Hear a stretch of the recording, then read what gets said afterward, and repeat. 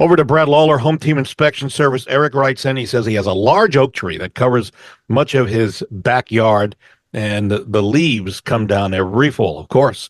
He says, I need to reduce my workload and the cost of disposal of those leaves. And someone told him that they could turn something into leaf mold. He wasn't sure what that is. That's what he really wants to know. But have you heard anything about this? I wonder from an inspection standpoint, and if you see all these leaves, does that deteriorate or, in your mind, degrade the house itself as you're inspecting it?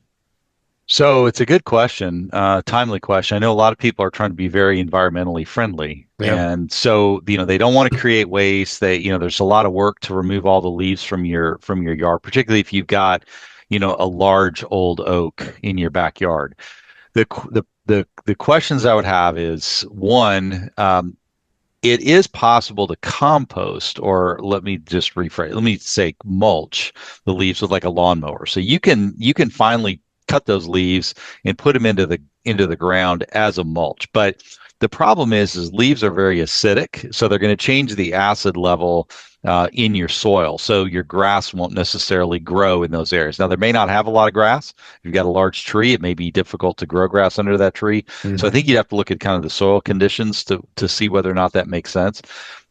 I understand the point too about making a mess if you're trying to use it to mulch around beds, unless it is chopped up where it does decompose and break down over time.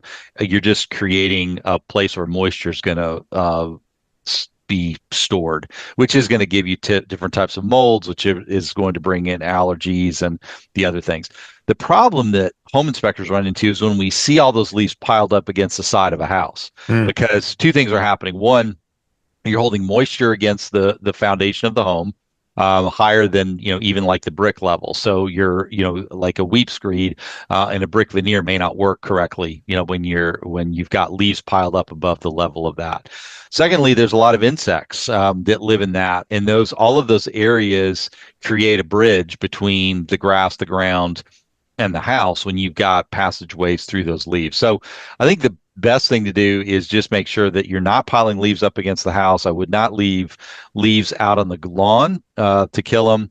I'd be very careful about where you might store those leaves. Some properties, have big wooded areas. I think it's fine to leave them there. But if you are thinking about a manicured lawn, green spaces, flowers, then I wouldn't pile leaves up in any of those areas. Yeah, and I tell you what, Eric, I've heard a lot of that this year as well about leaving the leaves on the ground. I'm not sure I'm a believer in that as well. It doesn't sound like Brad is either, right? Yeah. Well, and I couldn't convince my mother to let me do it when I was a kid either. Oh, yeah, yeah. Smart lady. Chucky, you got to clean this up. I got you. Yeah. A reminder, if you're thinking of selling your home, I can meet with you in person or via Zoom or on the phone.